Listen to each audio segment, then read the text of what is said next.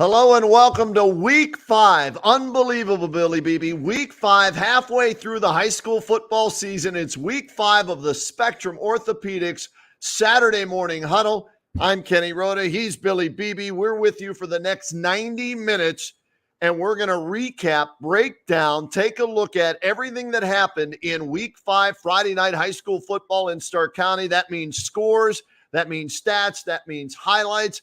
That means live player interviews, coaches interviews. Billy, we've got a jam-packed show with players, coaches, Dr. A.J. Seth from Spectrum Orthopedics joining us today. And what a crazy week it was, wasn't it, in week number 5?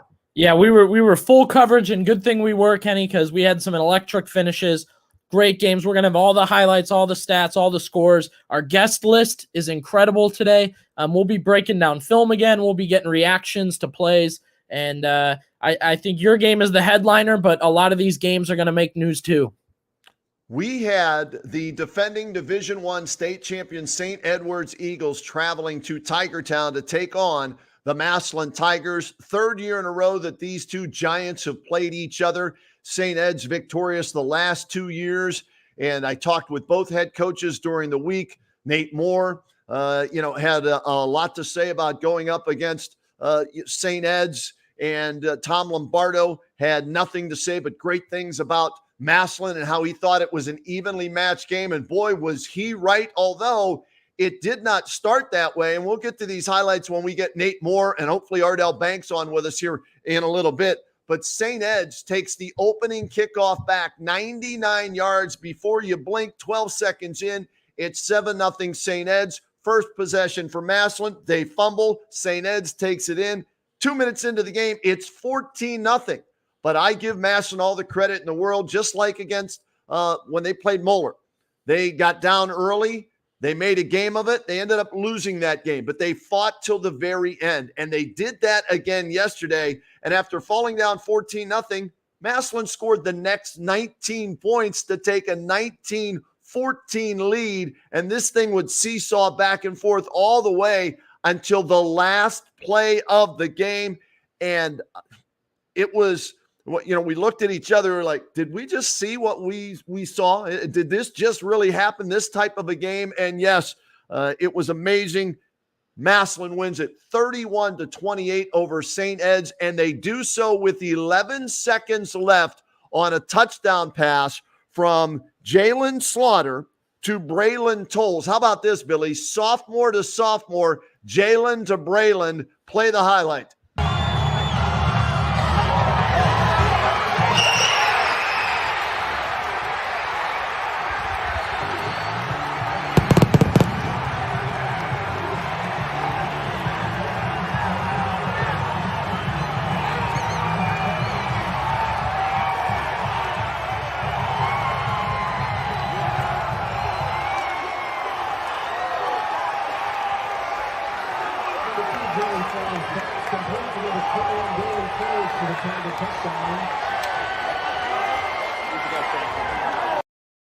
All right, the ref was telling me to get the heck out of the way because they still had the extra point to kick right there. But yes, you heard fireworks with your at Massillon, they said it's like when you hit a home run at Progressive Field, sure. They score a touchdown at Massillon, they set off fireworks, and there was good reason to set off those fireworks. But think about that. Defending Division I state champs, sophomore to sophomore beats St. Ed's with 11 seconds to go. Now, what you don't see after that is a kickoff, a squib kick, and then a play and a penalty. And Ed's actually had 2 chances to tie the game with a field goal, one from 47 yards out. They missed it, but Massillon was offsides. So they move it up 5 yards closer. It becomes a 42-yard field goal for St. Ed's, and they hooked it left, and Massillon gets the win. First win over Ed since 2005. How about this? The series now between these two teams tied at 4 wins each. That was the 8th meeting last night. So it's 4-4 between those two schools. Massillon, after that opening loss to Cincinnati Moeller, now has run off 4 in a row. They're 4-1 through 5 weeks, and none bigger as far as victories this year than that one last night by the final score of 31-28. to 28. And we're going to have Nate Moore on for sure with us. And Ardell Banks, who had a huge game, 164 yards receiving on 5 catches yesterday. Ed's had no answer for him. We're hoping to get him on with us today here on the Spectrum Orthopedics Saturday morning huddle, but he might be on a recruiting visit. So when you have talent like that and you do that against the D1 state champs, a lot of schools are going to definitely look at you. But we'll keep our fingers crossed, hoping we get Ardell Banks along with Nate Moore. How about your game last night? That wasn't too bad of a ball game. No doubt. An overtime finish for Jackson. I got to correct myself. I said multiple times in the broadcast, I thought Jackson and Green had been in overtime the week before. So they finished in regulation. Still 2 exciting finishes for the Polar Bears. Here's the key, Kenny. Jackson goes up 24-14 over Perry. They're at Perry. That's a death sentence for Perry. I mean, they don't have time to come back from 2 scores the way they run their offense. They just don't. So the alignment of plays I'm going to get to will explain how they did it. And at that point, too, Perry had only had 1 offensive touchdown. They had a pick 6 and a touchdown. So really, you enter the fourth quarter, late in the fourth quarter, you're down 2 scores with an offense that needs probably about 5 minutes a drive, if not more, to score. Here's the setting of events. I'll set this up. Perry, a 48-yard play-action touchdown, their 10th pass of the day. Yes, the Wing T Perry Panthers run a play-action 48-yard touchdown. Wait a second. You said their 10th pass of the air slates. Yes. He's airing it out there at Perry. I like it. He got excited last week, so he was airing it, and I was tracking because I'm like, all right, needs to get over 8. All right, onside kick. It goes to the left. It takes one heck of a bounce, Kenny. It rolls. It goes past all the Jackson defenders. Perry recovers. Okay. Now, after a penalty, Perry goes down to a 3rd and 19 with time ticking down. They run a double reverse to get 10 yards, sets them up for a 41-yarder, which we know in high school football, that's long. That's a tough field goal. Perry nails it. 10 points in probably about 1.5 minutes for the Perry offense that, again, they need 5 minutes a drive. That sends it to overtime. Perry scores in 3 plays. Jackson gets sacked. Horse collar call. Okay. That sets them up halfway to the distance to the goal. They get down to 4th and 1 from the 1. They flip to Davide. He scores. We'll go over that with Jason Davide later. And I was hoping, I was praying. I said, J. Roar, please go for 2. Finish this thing out. Let's do it. This was the final play. Jackson, they want to take an overtime win home this week after losing last week. Shotgun formation. Ball spotted at the 2. Lattarulo, 2 receivers left. Davide in the backfield, 1 receiver right. Looking to his left, stops, throws, man open, got it!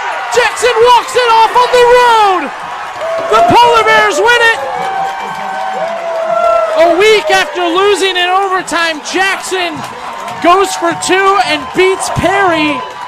Your final, Jackson 32, Perry 31. George, what a finish! So I gotta correct myself again. They did not lose in overtime last week, but a heck of a finish in Jackson. Yeah, so they win in overtime this week on a drag pass on the 2-point conversion. So they did lose on a 2-point conversion last week. It just wasn't in overtime, so they win on a 2-point conversion this week. And congratulations to Coach Rohr and the Polar Bears. A good bounce-back win for them. Outstanding job there by you on the call, and we had exciting games. And let's bring in our first guest here on the Spectrum Orthopedics Saturday morning huddle, the 8th-year head coach with the Massillon Tigers, Nate Moore, joining us today. Nate, thanks for making time for us. How are you this morning? Feeling good. How are you guys? Hey, we're outstanding. We appreciate you jumping on board with us here, Coach. And what a ball game last night. We had it on Whbc. 2 heavyweights going at each other. You prevail 31-28. And Nate, I'm going to ask you again because if what you told me last night was correct, then your kids are cool, calm, and collected because they were down 14-0. We saw you huddle them up.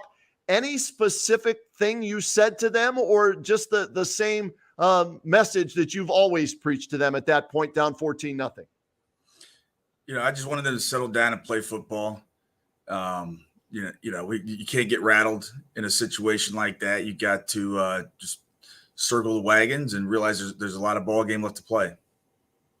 And they listened, obviously, because you scored the next 19 points to take a 19-14 lead, and the combination of Slaughter to Ardell Banks, outstanding. They really didn't have an answer for that. Was that something that you noticed right away and were able to exploit it and kept going back to that? Because not only did you get scores, you got some penalty calls and everything. Yeah. First of all, St. Ed's is a great team. We got nothing but respect for those guys. But we think that Ardell Banks is a great player, and we feel great about him with one-on-one matchups against probably anybody in the state. And he answered the bell, and so did the guys blocking up front. So did the quarterback, Jalen Slaughter. But Ardell had a great game, made some great catches for us. Coach, it seemed like a lot of the time you guys get to go to the ground game. You've got some terrific running backs. But yesterday, I feel like the storyline coming out of it was you had to air the ball out a little bit, not only to come back in the game, but that's what was working for you. Do you feel that way? Yeah, we're at our best. We're not necessarily balanced, but we're taking advantage of what the defense gives us. And, so I thought that Jared Traxler, our offensive coordinator, called a great game. And, the kids have to execute the plays that are called, and our kids made plays last night. Yeah, boy, did they ever. And Billy, give me the touchdown pass to Ardell Banks. And, Coach, kind of take us through this. We'll play it for you a couple of times, the highlight here, and kind of give us an idea of what the play call is and then the execution with Slaughter going to Banks early in the game for a touchdown. Go ahead, Billy.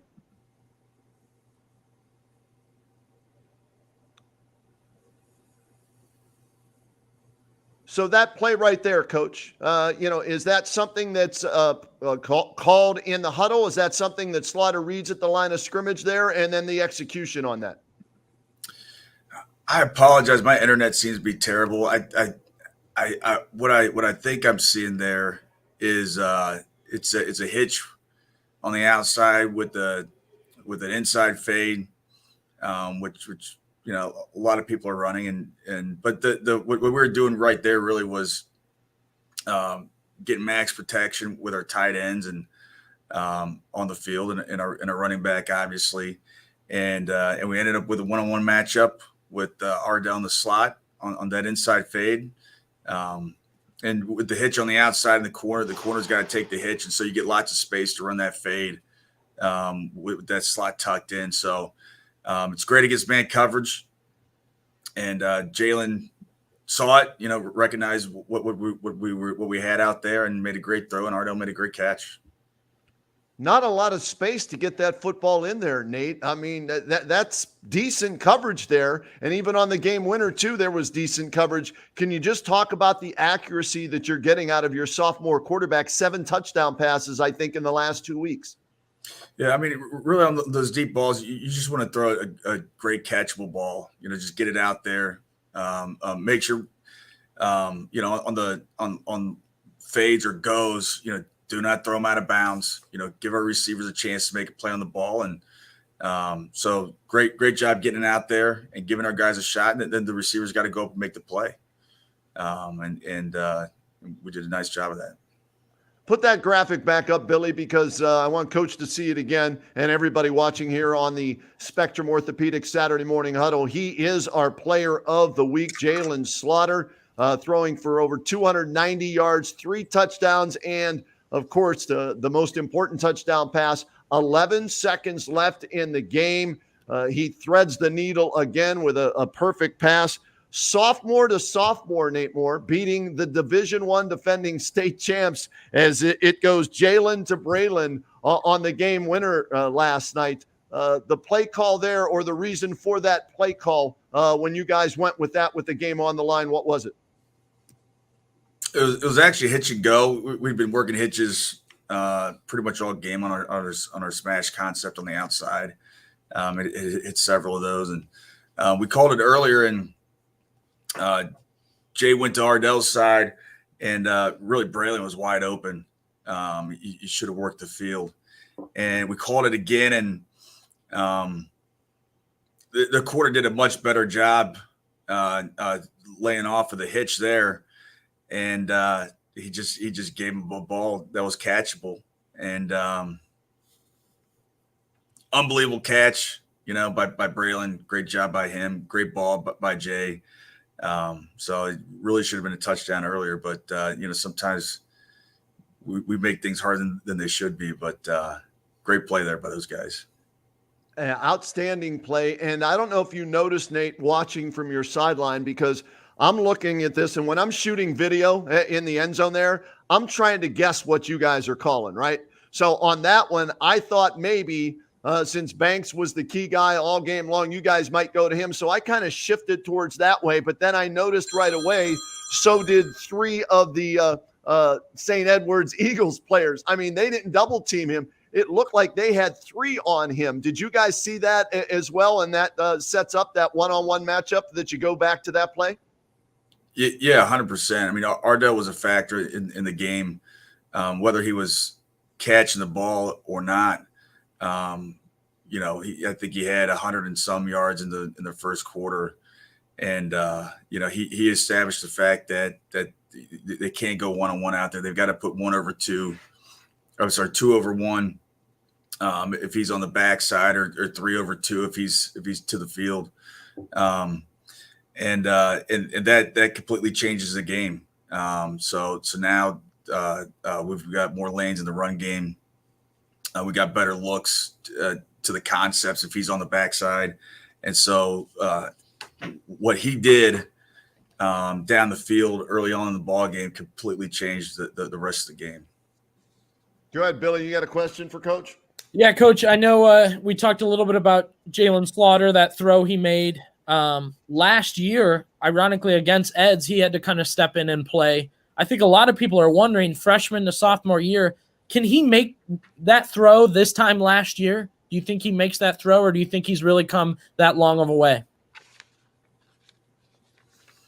I mean, he made some great throws last year against Eds.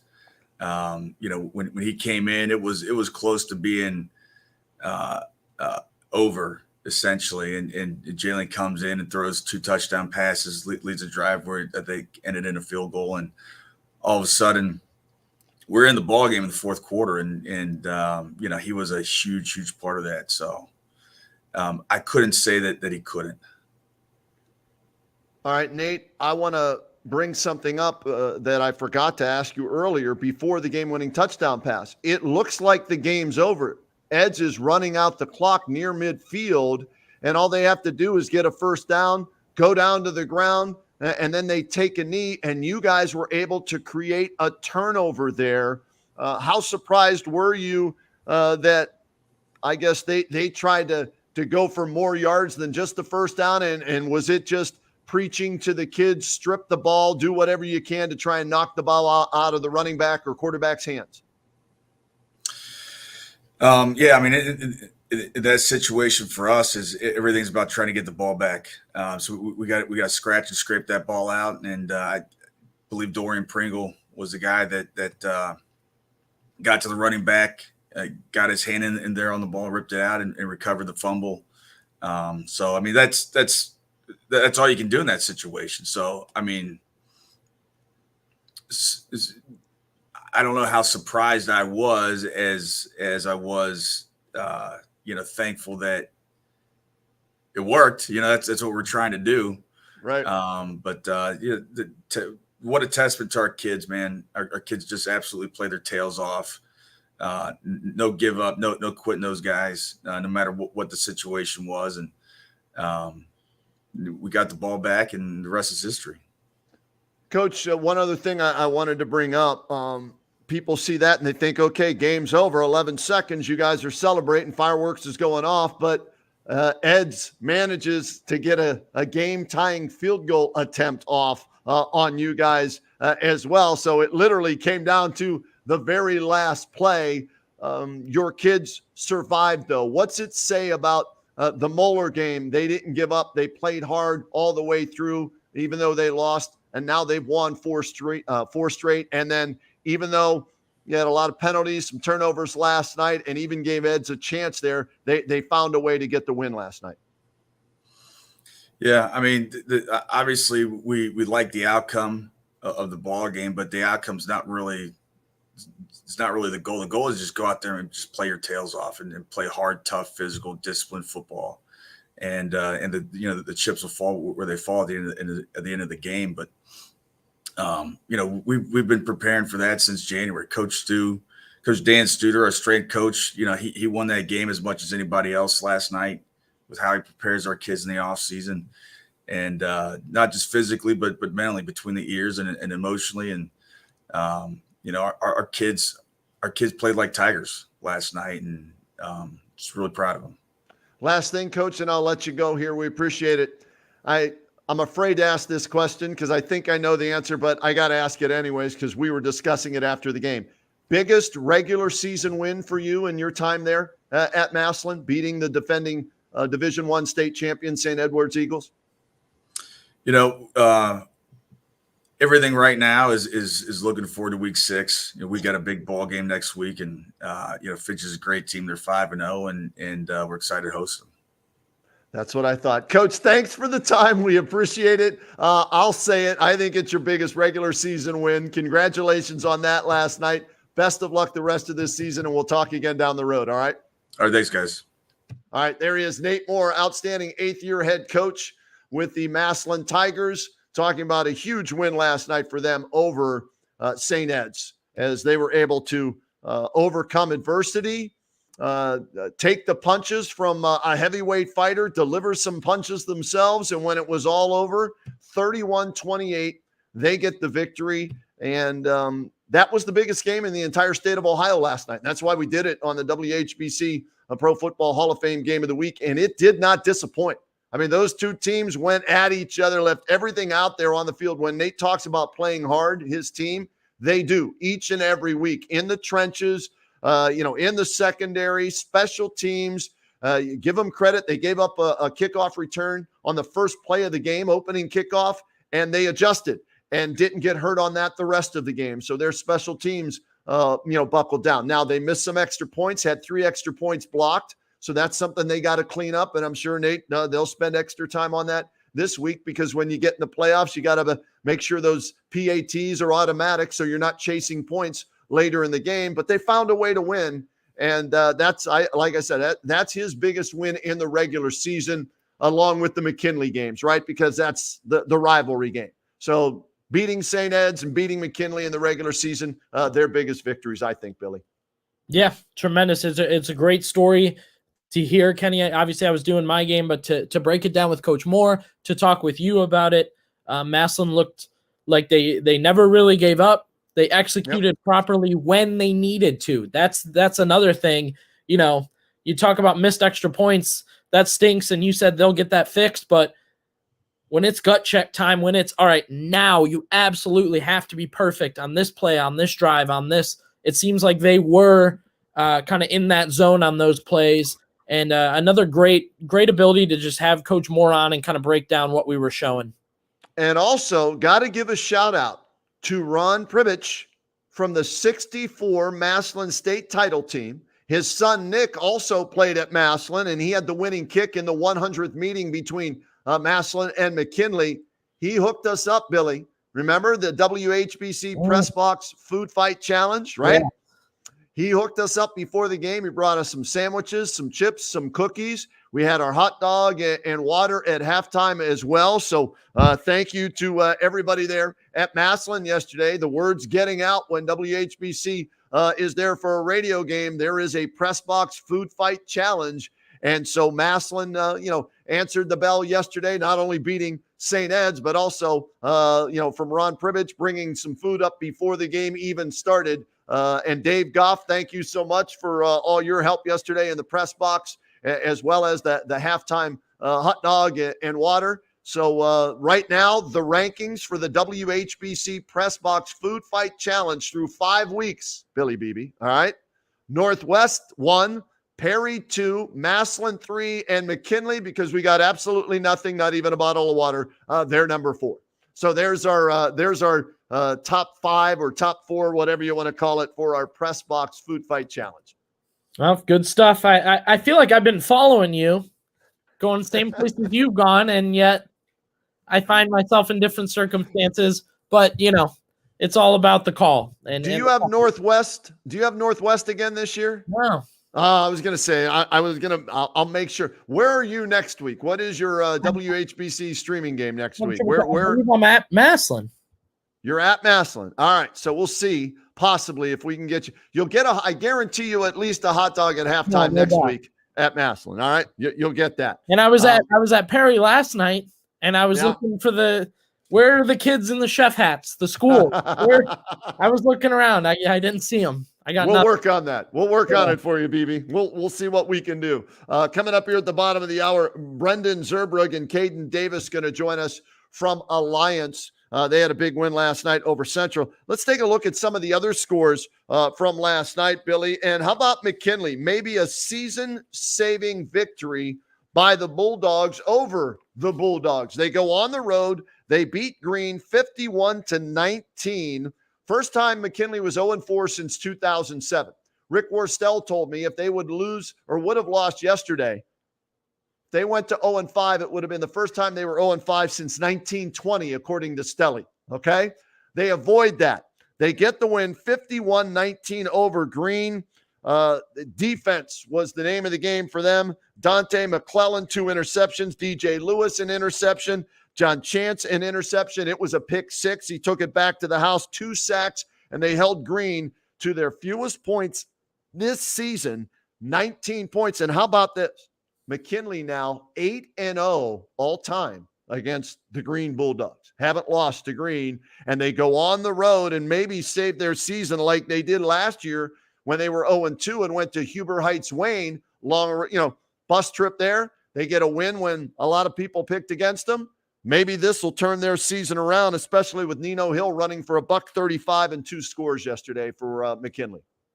No doubt. We had our eyes on that one. And as we kind of went through our Altman Health Foundation scoreboard check, Kenny, again and again, I kept telling George Bazika, who was with me, I said, yes, it's, read the score, but Green could come back.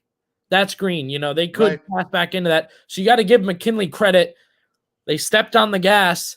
They tied their foot to the pedal. They tightened it. They double knotted it, and they made sure with 51 points that they came away winners. I was talking with Eric Snell this morning, who's a former Bulldog, and he said had to happen. That's all he said. Had to happen. They had to win last night. And they've got Hoover next week. They welcome Hoover to Tom Benson. And Hoover, all 4 wins, Kenny, are at home. All 4 wins are on that new turf. So I think we've got a great matchup there with Hoover going to McKinley. I think McKinley's got another good chance to win. Yeah, Hoover beats Glen Oak yesterday, 41-31. They're 4-1 overall, 1-0 in the Federal League. Luke Roach, $143 and a touchdown. Mason Ashby, a 94-yard kickoff return in that game. Quarterback Carson Derland, 94 yards rushing and 2 touchdowns.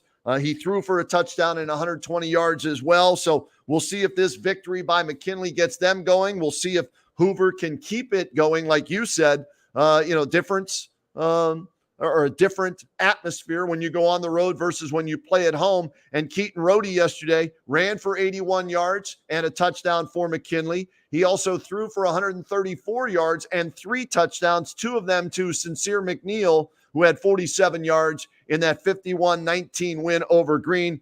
Zach Bagley, another big game for Green in a losing effort, 8 catches, 92 yards, and 2 touchdowns. But that could, like I said, be a season-saving victory yesterday by McKinley. We tried to reach Antonio Hall this morning to get him on. We're unable to get in contact with him, so hopefully we'll get Coach Hall on sometime in the near future here on the Saturday Morning Huddle, brought to you by Spectrum Orthopedics. And with that, why don't you welcome in our next guest here, Billy, because these guys are on a roll as well, man. Yeah, no doubt. Alliance, another big win last night. The Aviators, a 34-7 win over Canton Central Catholic. We've got there are 2 guys. Everybody's known them since the start of the season. These are the 1-2 punch. We've talked about them here and there. Brendan Zerberg, Caden Davis. Guys, good morning. How are you? Good morning. Thanks for coming guys, out. We appreciate it. Another big win for you guys last night. You guys are both running. You're both passing. Of course, making catches, throwing the ball around. Do you feel like you're getting to do a little bit of both, not just throw, but run? Yeah, for sure. Our offense is throwing the ball and running well right now. And Caden, for you, one of the top running backs in Northeast Ohio. We saw the hype before the season started. You've lived up to the hype. How are you able to do that when opposing teams know you're going to run the ball, you're going to catch the ball from your partner there, and yet you're still able to have success? How is that happening? Being patient, letting Zerb pass the ball, and then coming into the second half is when I get all my yards, because that's when a team is not going to want to keep tackling me. I'm 5'11", 220. They're not going to want to keep tackling. And I'll give credit to my line. My line never gives up. Keeps on blocking. Yeah, I was going to ask about that. I think both you guys probably have a lot of love for the big men up front. Brendan, how much time are they giving you this season? Because it seems like you've got all the time in the world to add up those passing stats. Oh, yeah, they're giving me as much time as I need. They're really improved this year. I'm glad to have them. Yeah, last night we look at your numbers, Brendan. 10 carries, $102. And a 21-yard touchdown running, 10 of 13, only 59 yards yesterday, but 2 touchdowns throwing the ball as well. When you go in each week, Brendan, does the game plan change based on your opponent, or do you guys do what you guys do and it doesn't matter who the opponent is? It changes, but not so much. We mostly just do what we do every week. And for you, Caden, 16 carries, $150 is what we have you for in a touch. Another touch on a catch and everything like that. Again, they stacked the line against you, but the body blows, I'm guessing, early in the game, pay off late in the game, as you said. Nobody wants to try and bring you down one-on-one, do they? Yes, sir. No, I'm going to keep running. We don't give up at all. And our chemistry this year is it's like out this world. How have you guys, Billy, real quick, I want to jump in on this one. How have you guys been able to run off 4 in a row after a tough opening season loss where you got handled pretty good by Lake? How were you guys able to rebound from that? Brendan, you start, and then I want to hear from Caden on this one as well. Just being resilient and focusing week by week. Win the next game, just keep going. What about defense, guys? The other side of the ball, I mean, you guys have had multiple wins where it seemed like whether you guys scored, 30 plus or not, the defense was going to shut them down. What have you noticed about the defense this year? We'll start with Caden. Our defense, like if we give a big play, our defense don't back down. They coming right back next play. We would have multiple stops on the goal line, tons of times this year. Like last night, I gave all my credit to the defense. I ain't even give no credit to myself. Nobody, all to the defense. They held them. Kansas Catholic ain't scored for 3 quarters straight. And Talkington's a big boy, right? I mean, that's a big target, and he can run it and throw it like you, Brendan. So for your defense to shut him down, that's pretty impressive, isn't it?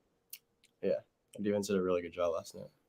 Yeah, and how about some love to Ramire Hawkins? I think he only had 1 carry, but 92 yards. Caden, you're usually the guy doing that, right? What's it like to watch and see Ramire do that? That's my boy, for real. That is my boy. He can impact the game in any aspect of the game, like passing, running, anything. He's a really good player. When you guys were getting prepped for the season, what was the message from Coach Goodman? What did he want you guys to know that you remembered week 1 and you remember again week 5? What do you think was big that he told you guys?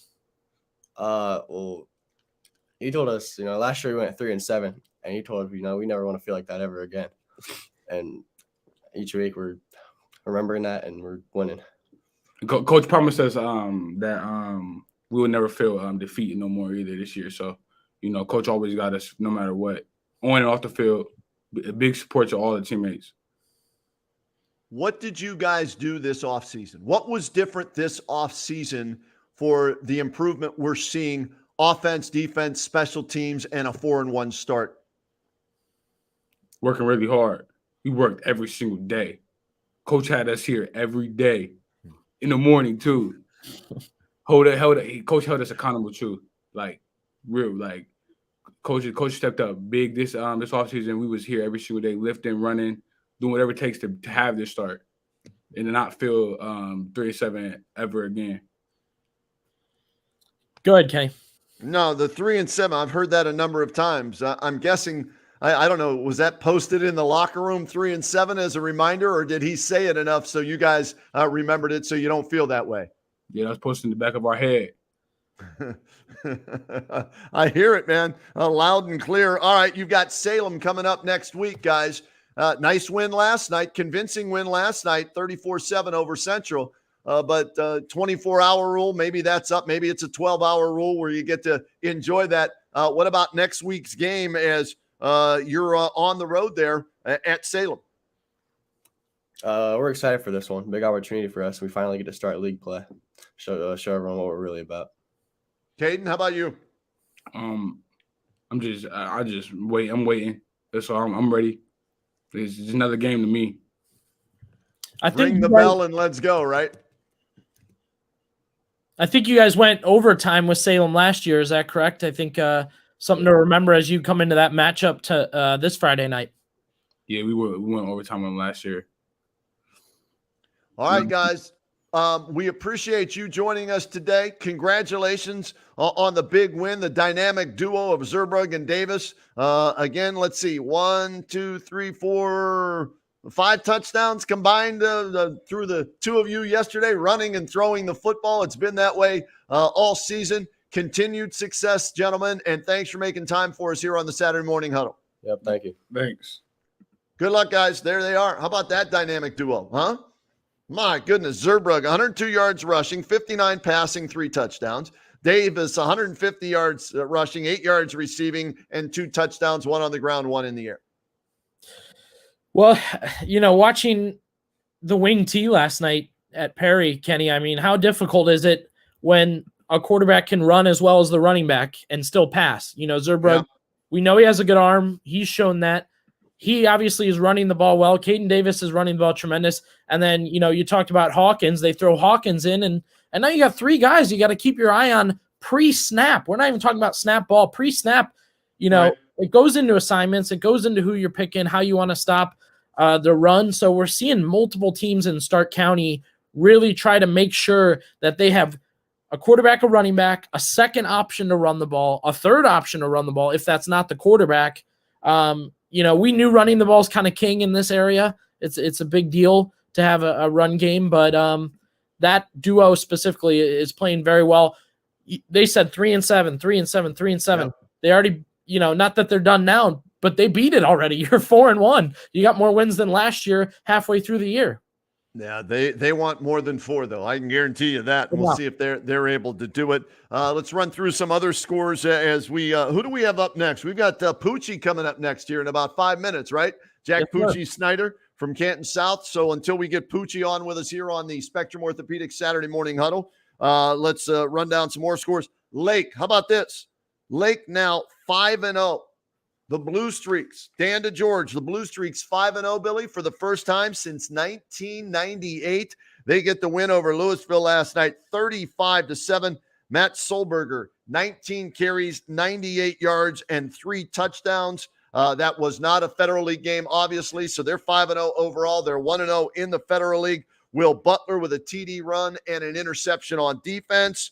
Joey Garrow, big game defensively. And that's, I'm taking this more and more away from late games that I hear and read about each week, how good their defense is. Joey Garrow, 8 tackles. He had 2 sacks last night. And Cal Jarvis, 64-yard touchdown pass to Dylan Snyder. So Lake off to a 5-0 start for the first time since 98.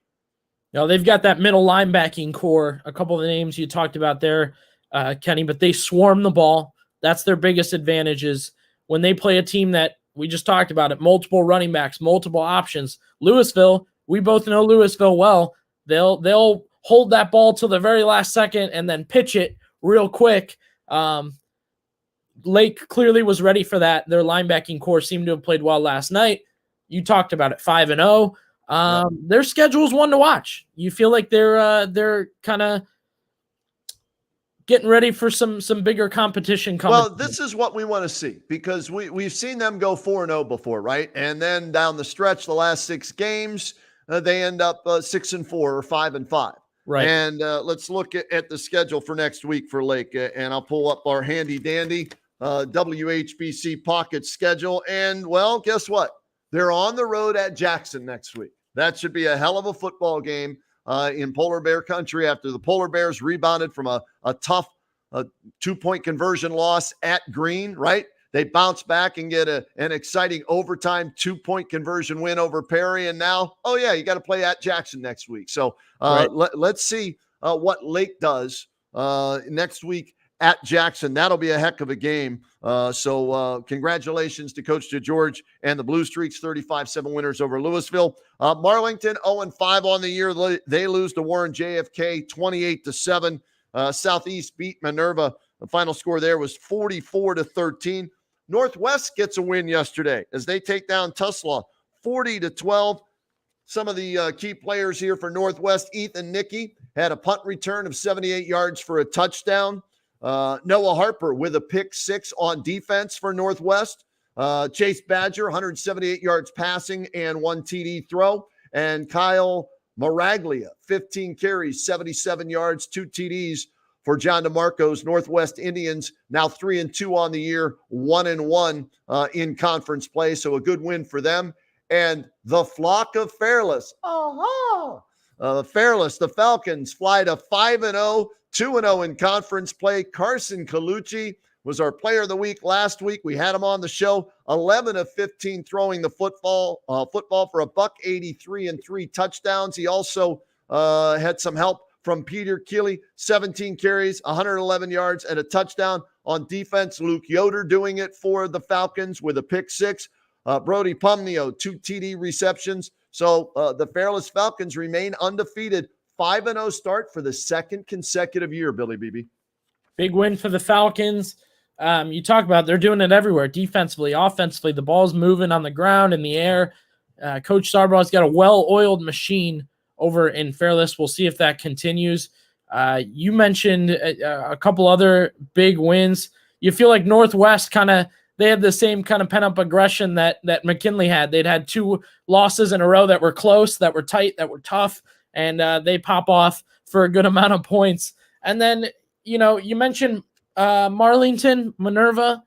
Right. They're struggling to get wins, Kenny, but how many teams are we seeing that had similar issues in the past, similar records in the past, now sitting well improved, playing well? Lake's obviously been competitive, but Lake's had their down years. We know that Alliance has had their down years, and now Alliance sits at 4-1. So I'm excited for programs like Marlington and Minerva to kind of pop back. Yeah, we hope they get a victory, right? You hate to see anybody go 0-10, and hopefully they'll get one this year, and then they'll be able to build off that maybe from the win to the next week, or from that win and take it into next year. Yeah. Also, St. Thomas now 0-5. Wyndon beat them 39-22 yesterday, so they're struggling. Melbourne, a loser to Ridgewood, 34-7 yesterday. East Canton started the season 0-3, Billy, and now they've won 2 straight, right? As they beat Sandy Valley on the last play of the game yesterday. And Spider Miller is going to join us a little later here on the Spectrum Orthopedics Saturday morning huddle. So we'll talk to him about that. So, you get that first win, like McKinley, 0-4. They get a huge road win that may help save their season in the Federal League and when the playoffs roll around. And again, we were hoping to get Coach Hall on, but I'm sure he's telling the guys, okay, guys, forget the first 4. We're 1-0 this week, right?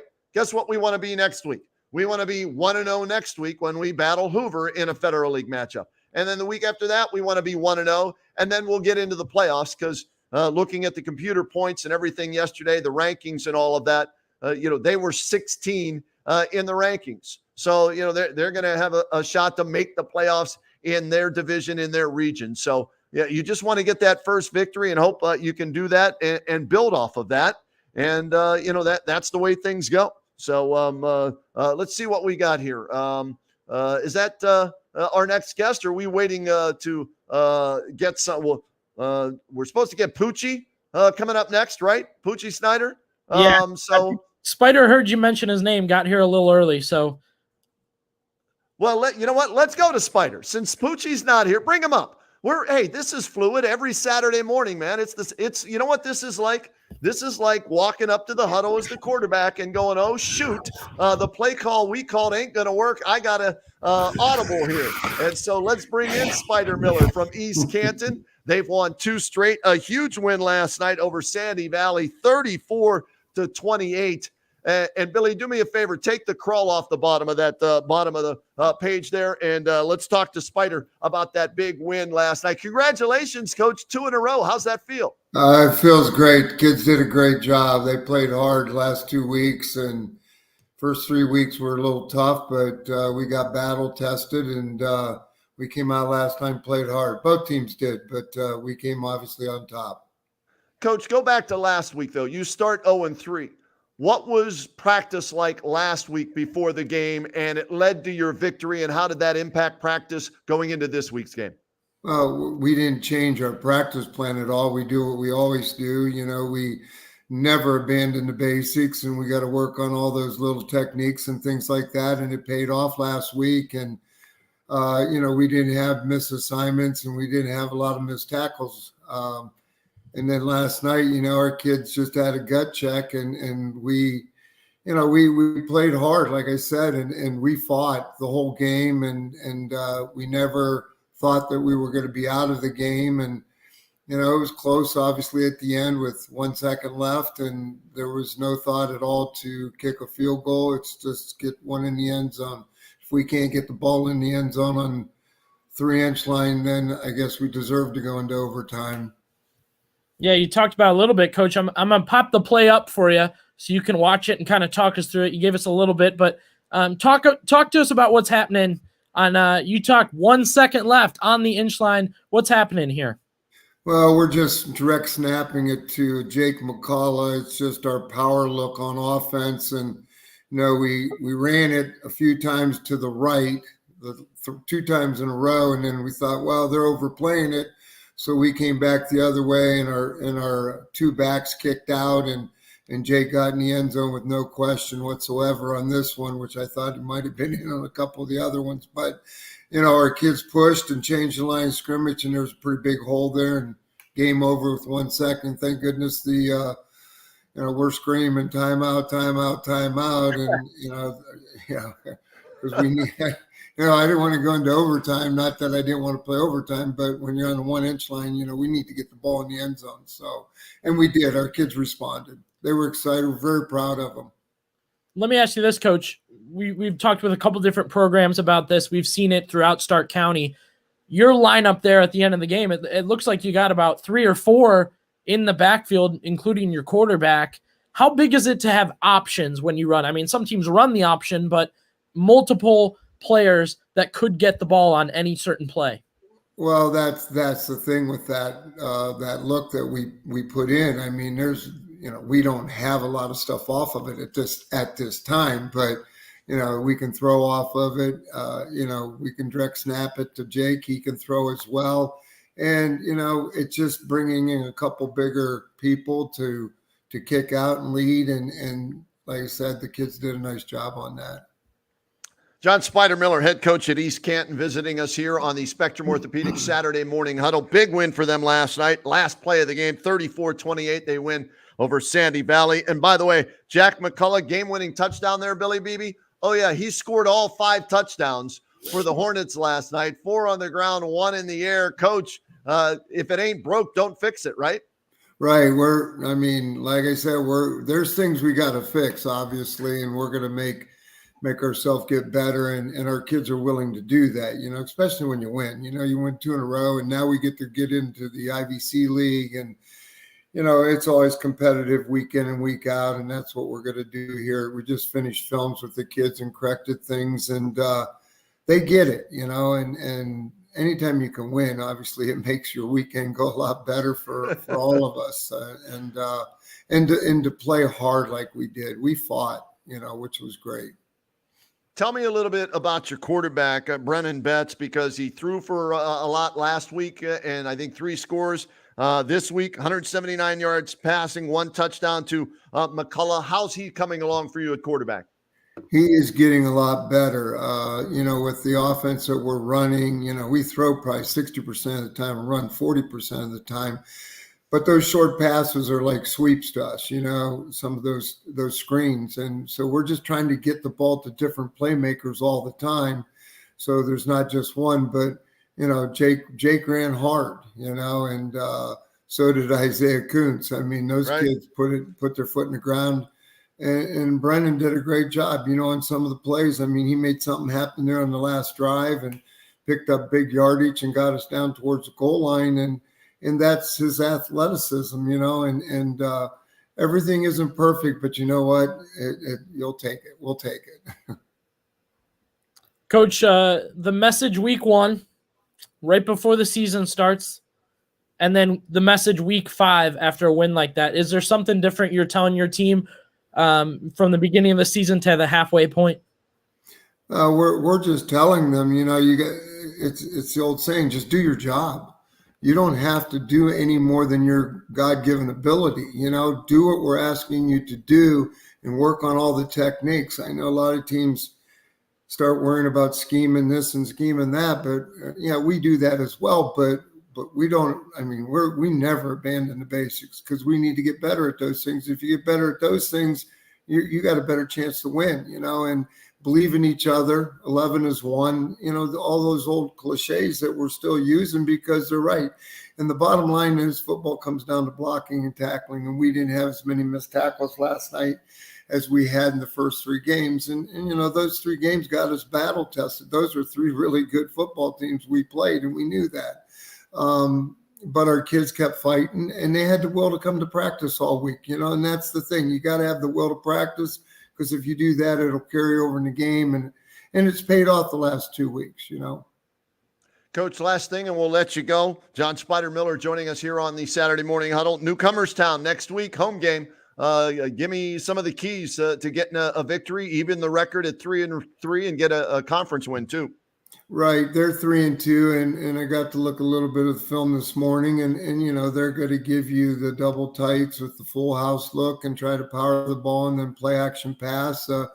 We got to contain them on the run. We got to corral them, and we got to create more turnovers.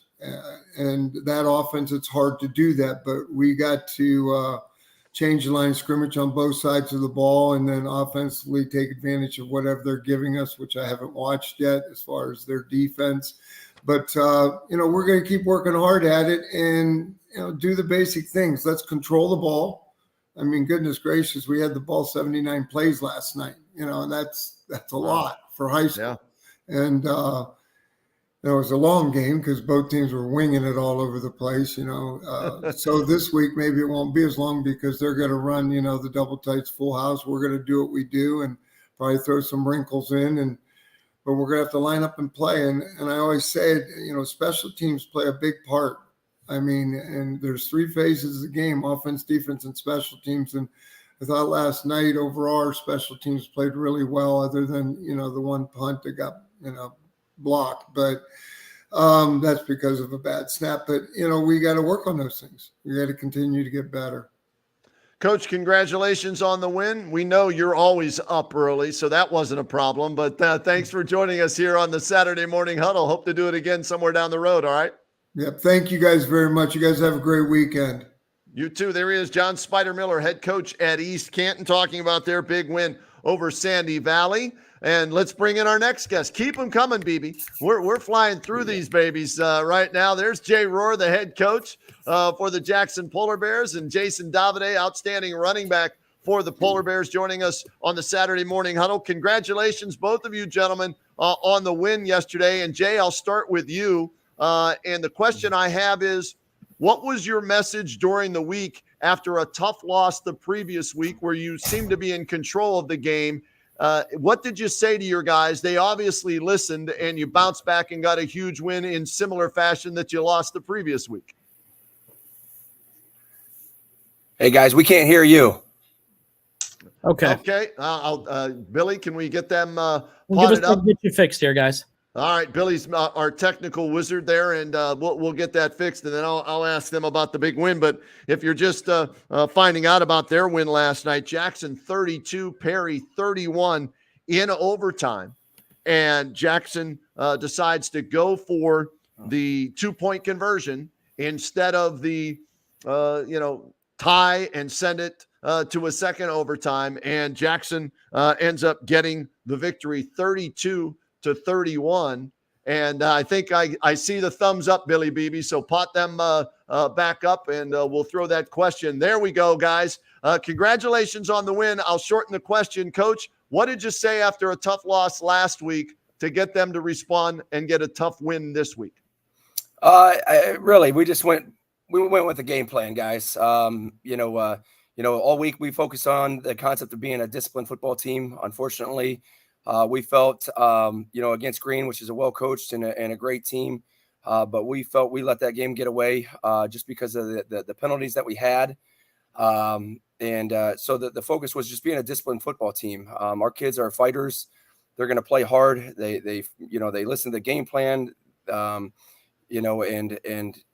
If we're able to be a disciplined football team, we'll have the opportunity to be in every football game. And our kids believe in that. They take the coaching. So I couldn't be more proud of our guys last night. Coach, kind of a tough string of events that happened to get you to overtime. Perry scores, Perry gets an onside kick, Perry hits a long field goal, then Perry scores in overtime. You could kind of feel the energy deflate a little bit. What did you say to the team? The crowd isn't the team. So what do you say to the team at that point when it's your turn to score in overtime? Oh, just continue to believe. I'm not going to lie. I told the team and I told our offensive coordinator and our offensive coaches, after we score, we're going for it no matter what. We're going for the win. And I just think our kids have grit. And you guys, you touched on it. Really, it was about the same time that things started to spiral out of control against Green. It was about the 4 to 5 minute mark in the fourth quarter. And really in both those games, we were up by 2 scores. And we just, again, those are 2 well-coached teams, and they're going to fight too. And I just told our guys, again, just trust one another, trust that we're going to get it done. And they did. Like I said, we're a gritty team. We believe in one another. We believe in the coaches. The players obviously do. And again, I just couldn't be more proud of the way they finished and the way we pulled it out.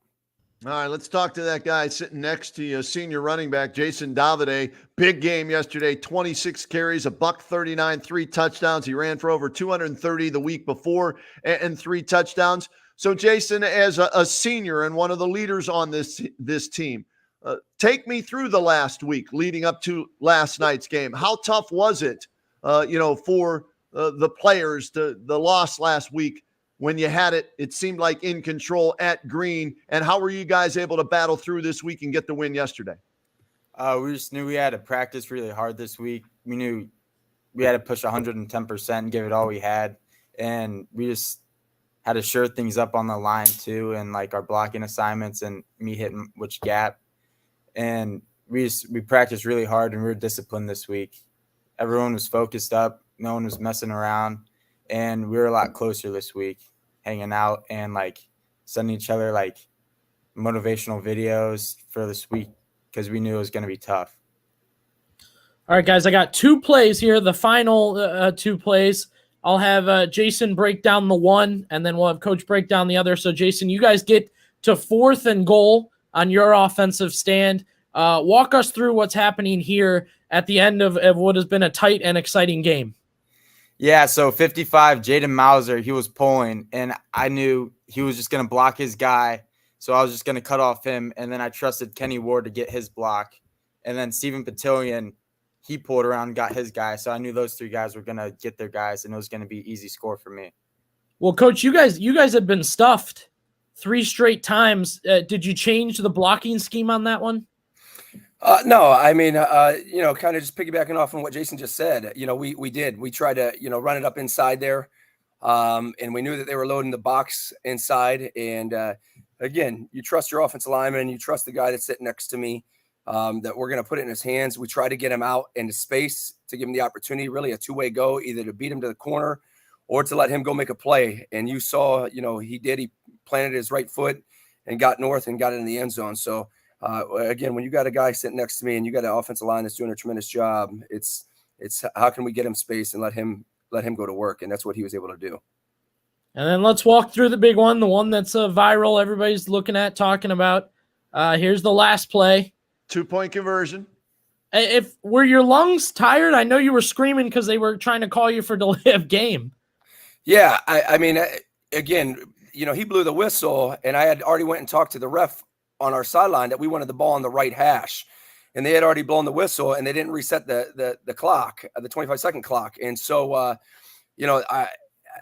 think it was an easy non-call because again we made a point of emphasis of I personally went down and talked to the ref, had to move the football, and they had already blown the 25-second clock.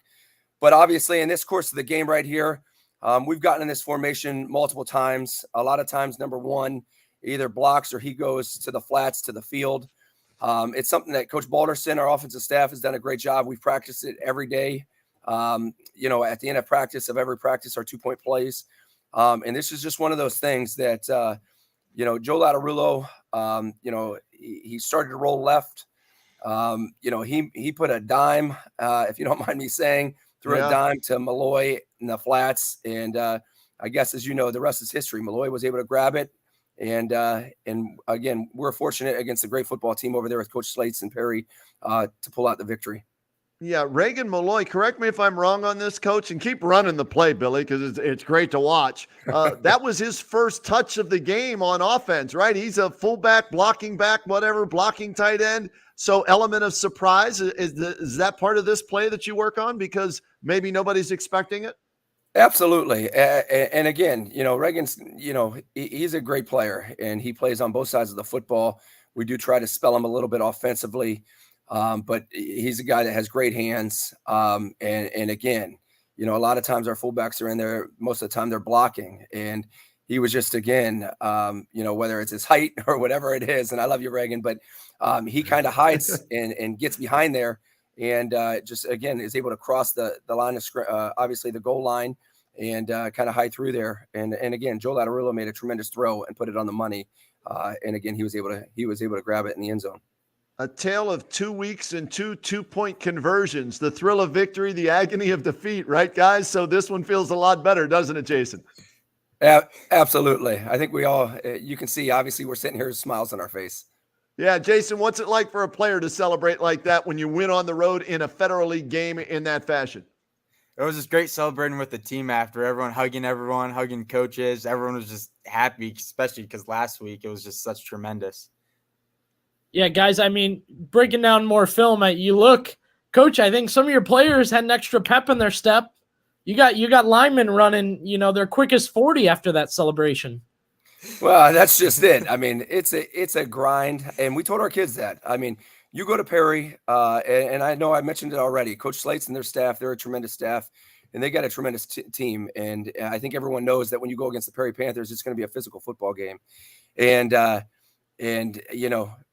you can always preach to players that when you win, that pain, that soreness, everything goes away.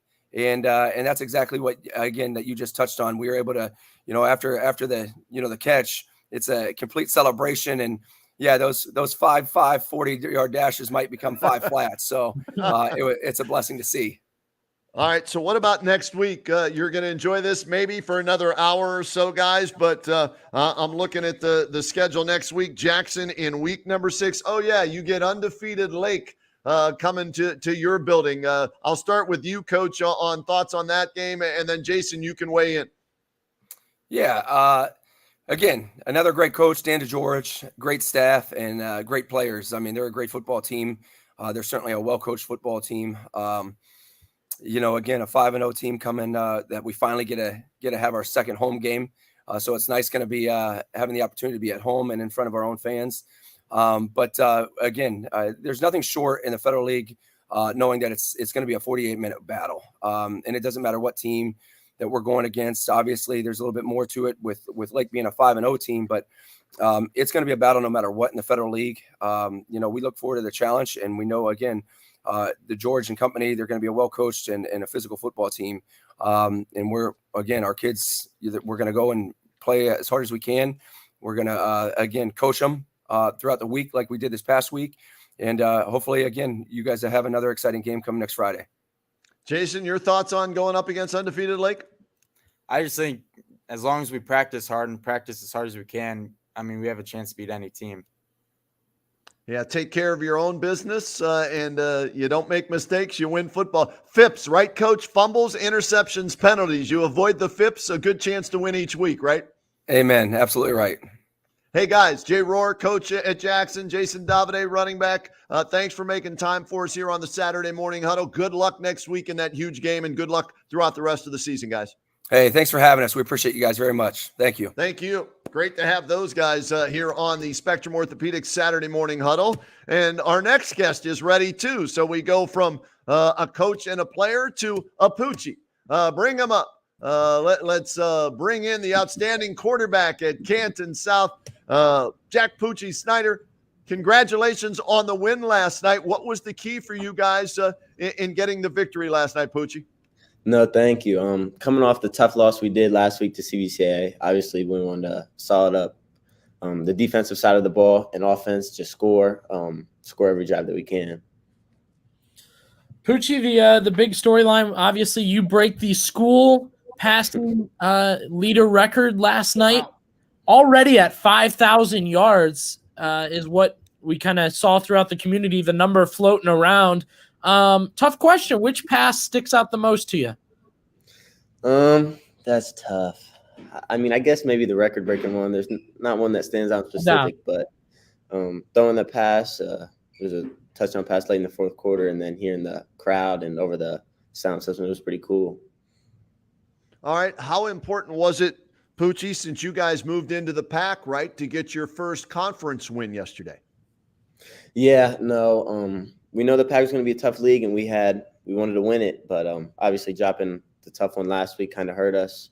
We know CBCA is going to be a good team and hope possibly win out. So, I mean, dropping that was tough, but getting our first league win, and just coming back through, that was good for us.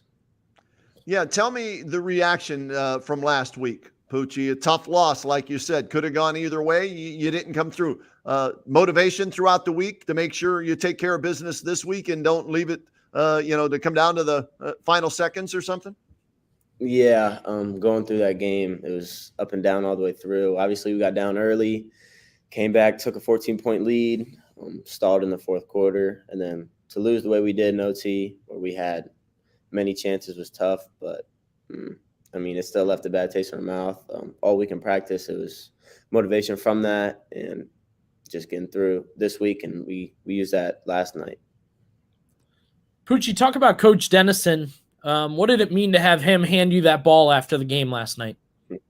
Yeah, and through the game, they were talking about at halftime. I didn't know if I was close to it or not. I didn't know the number going into the game. And then on our final drive, I heard him on the sideline talking if I was close or not. And then they called a play in the red zone. And then after the game, he gave me the ball, and I was very appreciative of that, and it was really cool. When you guys are at your best, Pucci, what is it? What's happening when you guys are hitting on all cylinders? What's the key to a Canton South convincing victory? Really, I'd say is getting the ball to every part of the field. Throwing it, running it, like getting the ball out to all 6 guys that we have that can make plays, and then our defense is just getting stops for us and getting the ball back in our hands and us scoring as many points as we can. In the pocket, we've talked to a couple different quarterbacks about, their ability to run. How do you make that decision between, okay, the play's done, I have to look to scramble here, and like you said, I've got 6 guys that could catch the ball right now. At what point do you decide I got to go? Yeah, and most of it's just like a feeling thing. Like you're in the pocket, you kind of know where you want to go with the ball, and you kind of know what you have to do when it breaks down. And just feeling it, I'd say, pocket presence, and then escaping up through the middle. That's one big thing that they've been on me, coaches, all year compared to scrambling outside, is stepping up and doing that. All right, you're a record holder. Obviously, you've been successful, but the great players always look at themselves and say, I can get better. I've got to do this better. I've got to do that better. What is that for you? Yeah, I definitely say going back to it, pocket presence, getting the ball out when I have to, and not just trying to force a play or make something happen. But that, and then as well as reads, I'd say picking up on one thing we missed last night was a couple blitzes. That was on me. Could have got the ball out, but I just say get the ball out faster. And the other thing that the really good ones enjoy is film study, watching film, breaking it down, seeing what went right, why it went right, what went wrong, why it went wrong. Are you a film buff? Do you love watching the film? Yeah, of course. Especially practice film. I'd say that's what I learned the Really? most from. Yeah, watching our practices and the way everything gels, and then relaying that to the game, whether it be a route or O-line protection, just anything like that, just that aspect. Go ahead, Great Billy. stuff. Yeah, great stuff, Pucci. We're wishing you well the rest of the season. We're thinking you guys have some big games, obviously, coming up and high hopes for the rest of the season. What are you looking forward to most as we hit the halfway point? Halfway point, our goal is to win out, obviously, get to 8-2, and then make a playoff run. Last year, we got stuck with Earth in the first round. Obviously, they're out. A couple other teams moved out, so we want to get a good seed and make a run. All right. What about your matchup against Triway this coming week? Have you already started looking at that matchup? They're 1-1. Yeah. You guys are 1-1 in the pack. So what do you know about them? Yeah, we know they like to spread it out. 5 wide team. They were successful last year. I think they tied with Fairless for the title. But last night they lost to CVCA. We had saw that score. We had gotten that film. But stay true to who we are. Defensively, we've been a little inconsistent, I'd say. So remain in that aspect, and then offense, just continue to score points. Put up more than the other team. That's the name of the game, right? And I'm sure you enjoy that, having the ball in your hands every time on offense. Mm-hmm. Billy, anything else? Do we let him go watch some more film or hit the weight room? What do you think? No, great stuff, Pucci. Congrats. I know you got a lot of people rooting for you in the community. Our guy, Derek Philo, said to wish you good luck the rest of the season. We know. Hold on, wait a second. Now that you brought that up with Philo, he says he will not call you Pucci. Okay, is that true? Is that a true story from Derek Philo? Yeah, it's always been Jack with him, and it's kind of like I'm not a fan of it, but it's always been his thing. Because Billy and I were talking, and it was like, wait a second, what's his first name? It's kind of cool that people you're like Magic Johnson. They don't call him Irvin. They call him Magic. So it's everybody refers to you as Pucci, don't they? Mm-hmm. Yeah. That's kind of cool. See, we've got nicknames, but it's always Kenny or Billy, but he's Pucci Snyder and the school record holder. So Pucci, congratulations on everything so far. Best of luck next week. And I think we might have you guys in 2 weeks in that game against Fairless on the radio. Yeah. Don't look ahead to that yet, but we're looking forward ourselves to that one, but good luck against Triway. Thank you. Thank you so much for having me. All right, there he is, Jack Pucci Snyder. Philo, he called him, I think maybe Pooch one time, and that was it. He wouldn't call him Pucci. Yeah. And he references him as Jack. Jack. Call him Pucci. And I said, okay. And I'm like, okay, why? I mean, it's a cool nickname. Wouldn't you like to have a cool nickname like that? I mean, he's got the full head of hair, the mop, right? From when I was in high school. That's how we wore it back in the 80s. And everything, but he's got the hair, he's the quarterback, he's got a cool nickname and everything. Life's good right now for the Wildcats and Pucci Snyder. No doubt. And we know Philo, being a former Sandy Valley quarterback, he's told us he's worked with Jack Snyder for a long time, and that's probably what it is, Kenny. He's probably just trying to keep his head on straight, not let it get too big, and have somebody out there that isn't on the Pucci train, which we know a lot of people they love Pucci and what Canton South is doing, and a record holder. What a title to have. I'm a record holder. Absolutely. And congratulations to Coach Dennison and all the Wildcats for their big win yesterday. A convincing win yesterday for Canton South, 42-6 over Manchester. Got a text here from Dr. AJ Seth, Spectrum Orthopedics. And this happens when you're a doctor. Sorry, Kenny, can't make it. Had to operate. So thanks, AJ, for Thanks for texting me that. Yeah, a little bit more important taking care of somebody in the operating room than with us here on the Saturday morning huddle. But he said he will be with us next week for sure. And we love having Dr. AJ Seth on board. You know what? I got a lot of text messages about the advice that he gave with the diet and the hydration and everything for the athletes in that from, I think that was like 2 weeks ago. So we look forward to getting insight like that, health tips from Dr. AJ Seth from Spectrum Orthopedics. Yeah, my mom's a trail runner. I mean, we're not even talking about high school football players. She's a trail runner. And she said, what a great segment. I sent that segment to all my friends to make sure they know exactly what we should eat before we go for the long runs. And George Bazika, I was telling him about our segment. We did a little time with it on the stream game. And George Bazika says to me, oh, yeah, did he say mustard? He said mustard, right?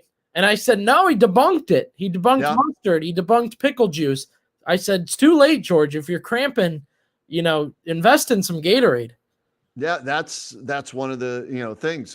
I loaded up yesterday on Gatorade. I made sure I had plenty of Gatorade yesterday. No, I take that back. Yesterday was Powerade. It was a Powerade day for me yesterday. So I went with the great Powerade because it was 82 degrees at kickoff yesterday. Don't get me wrong, I love it because I hate winter. Give me the 82 degrees each and every week, man. I'll take that. But the day before it was Body Armor. Body Armor guy. 2 bottles of Body Armor, and then yesterday 32 ounces of Powerade before the game and 2 bottles of water during the game. It was a track meet between Massillon and St. Ed's up and down the field nonstop. So my New Balance running shoes, Powerade, Gatorade, Body Armor, and as much water as possible because we had the running back Bell for St. Ed's cramped up bad yesterday and couldn't finish the game. So that's why you've got to hydrate like that. Yeah, we had multiple cramps in our game too. Pivotal points in the game, you're losing players. I mean, talked with Isaac Lefay a couple of weeks ago, Kenny. You want to kick a field goal to go late, and he can't do it because of cramps. I mean, that's a tough situation to go into. And, again, Dr. Seth talks about I think he said 2 Gatorades 2 hours before the game. Yep. 1 Gatorade 20 minutes before. And again, this is a system Ohio State football was using under Dr. AJ Seth. So, we appreciate him and he's got that knowledge. That's why, he's the guy over at Spectrum Orthopedics and has kind of been doing so well. Yeah, so we'll get him on next week and break everything down. I think we're going to look into rehab stuff next week. When you do have an injury, what do you do to speed up the process of rehab if you can? So Dr. AJ Seth, go take care of your patient in the operating room, and we'll talk to you next Saturday on the Saturday morning huddle. Do we have across the bottom of the screen now our upcoming games, right, for next week, Billy? Yes. Our Pro Football Hall of Fame game of the week. Looks like you got another great matchup there. Yeah, at first it didn't look like it would be a great matchup because we were thinking, oh, crap, what if McKinley's 0-5, right? Hosting Hoover. It won't mean as much. Well, McKinley gets the win yesterday. Hoover, the defending champs in the Federal League. Don't forget about us, right? The Hoover Vikings are saying, hey, we are still the defending champs in the Federal League. So we will have Hoover at McKinley next Friday night for you here on the Pro Football Hall of Fame Game of the Week on News Talk 1480 WHBC. And we simulblast that one on Mix 94.1. The Alt Care WHBC TV Game of the Week, Louisville at Perry. Perry coming off a tough overtime loss. I think they're 4 all losses last year in overtime, 1 this year. So we'll see how they bounce back. And then you've got a good one too, man. Austintown Fitch at Massillon for the stream game on WHBCsports.com. Yeah, I'm excited. I haven't gotten to watch the Tigers live yet this year. So excited to get over there and watch them. 2 games that are key. Our TV game, Perry coming off a big loss. How do they respond? Massillon, how do they respond after maybe one of the most exciting regular season wins for most of those kids and Coach Moore and, the community is going to be pumped. They're at home for the rest of the season, Kenny. So going to Tiger Town, I'm pumped. I got to check out the new statue of the Tiger but before the game. And then, of course, the Paul Brown statue outside the stadium. All right, hit all the games that are in week number 6, Billy, on the bottom of our page for everybody out there so they can see where their team is playing next week. Alliance at Salem, that's huge. East Canton trying to make it 3 in a row. Glen Oak against Green. Maybe they catch Green on a down note and get their first Fed League win this year. We'll see if Central can bounce back. Pucci and Canton South, a tough one against Triway. Fairless looking to remain undefeated. That Lake at Jackson game, though, that's the one I'm circling for next week, man. Right. I want to see what happens in that. Yeah, that should be a hell of a football game. No doubt. A lot of running the ball, and both those teams kind of have their own gears to them. Jackson runs the ball, but they also kind of do a lot of end arounds. We saw last night they've got multiple players. I know their kind of end around player was Luke Johnson. He was a guy that got the ball a couple times. You know, they factored in some other backs, but they can pass. And then we know the 2 quarterback system at Lake. It's still got the thumbs up from Lake Blue Streak fans. It's got the thumbs up from skeptics like me. I told you the week I did their game, Kenny, I don't like the 2 quarterback thing, but I can't be a hater when they're 5-0. What can I do? Billy, if it ain't broke, don't fix it. Like I said earlier, right? To Coach Spider Miller, give the ball to the hot hand. McCullough was the hot hand, for East Canton last night. Why would you want to go somewhere else? I mean, think about that. He was not our player of the game player of the week, but he was a close second. Jack McCullough for East Canton, game-winning touchdown, okay, as time expired. 24 carries, 108 yards, 4 touchdowns rushing, 5 receptions, 75 yards, and 1 touchdown receiving. So he totaled 5 touchdowns and almost 200 yards. And the reason he wasn't the player of the week, and throw the graphic up one more time if you can, Billy, for the player that was named this week's WHBC player of the week, and it's Jalen Slaughter from Massillon. The sophomore quarterback took down the defending Division I state champion St. Edward's Eagles in comeback fashion with a 24-yard touchdown pass with 11 seconds left in the game. And he completes 17 of 30 against that defense that has 2 kids going D1. All right, they got 1 kid going to Northwestern, another kid going to Coastal Carolina, and they got to him a couple of times, but he didn't flinch. He stayed true to what he believes in, and that's his offensive line and his receivers, and he throws for 291 yards, 3 touchdowns, and the game winner with 11 seconds left in that game, and it was sophomore to sophomore. Jalen Slaughter, the player of the week quarterback, to sophomore Braylon Tolles, the wide receiver. So again, Jalen to Braylon gets the win for Massillon and gets the player of the week award for Jalen Slaughter. And here it is, taking a look at that baby one last time in the corner of the end zone. And like I said, it's coming as we're looking at it on the screen, Billy. It's to the right side of our TV screen, right? So I'm thinking, okay, I'm going to stay in the middle of the field because what if they go to Ardell Banks, who already had 2 touchdown grabs? Well, as soon as I peeked over there, like I told Coach Moore earlier, there were 3 guys in the way of Ardell Banks. So a great read by Slaughter and an even better throw by Slaughter to get the game winner there with 11 seconds. Yeah, no doubt. And, I asked Coach Moore, and then, that was one of those questions I probably knew how he was going to answer, Kenny, but Slaughter, it come a long way in 1 year. He had to enter late in that game last year, and we all know he was terrific, but we knew this could kind of be his year with the 2 quarterback system being done over there. They were going to Jalen Slaughter. It would be his team, his offense to pass the ball around. I mean, we just watched that play, and again, the Ardell Banks throw, we'll take a look at it again. Come on. You're beating double coverage into man. You're putting it right on the money. I think if he puts it too far to the outside, Banks misses it. He puts it perfectly in his arms just past the defender. And then, of course, one more time, the game winner. Left corner. I don't even know how you can see that corner at that point.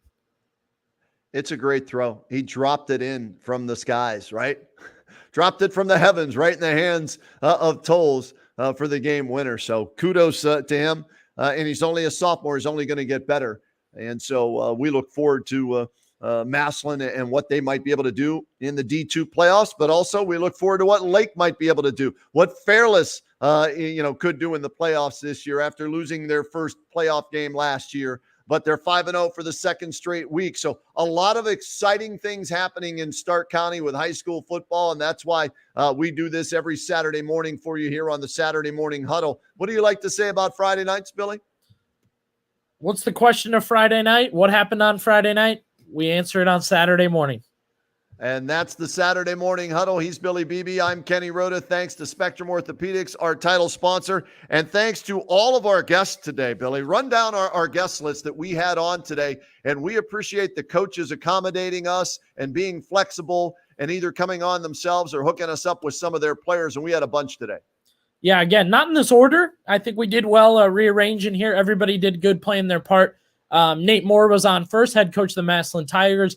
Caden Davis and Brandon Zerbrug of Alliance after their 4-1 start, quarterback, running back duo coming on. Then we went to Jason Davide and Coach Jay Rohr of Jackson. Spider Miller, right? Before them? Yeah, Spider jumped on early. Yeah. East Canton Spider Miller. He was eager to get on. We got him on. He was great. Pucci Snyder of Canton South, the award winner, the career leader over at record holder is the term I should use going forward with him. And we missed out on Coach Dr. AJ Seth at the end. But like you said, bigger fish to fry. Yeah, he was operating. So that takes priority over the Saturday Morning Huddle. A lot of fun, Billy, as always, man. Looking forward to all of our games next week on the radio, streaming on TV. If you want more information on that, you want to look back at the scores and all the schedules that we have up there, whbcsports.com. And if you're just tuning in, Billy, tell them where they can go back and watch the entire 90 minutes of the Saturday Morning Huddle every week. So as we finish live on Facebook, it stays whenever you're ready to go watch, whenever you want to rewind and watch 1480 WHBC on Facebook, 1480 WHBC on YouTube. Kenny Rhoda's Facebook, it lives there. Billy Beebe's YouTube, it lives there. And the Mix 94.1 YouTube. If you're a fan of the top 40, you're surfing around, some interviews there. We'll have this up there every week. But another great week, Kenny, and we'll see you in the Huddle next Saturday. Sounds good, Billy. Great job.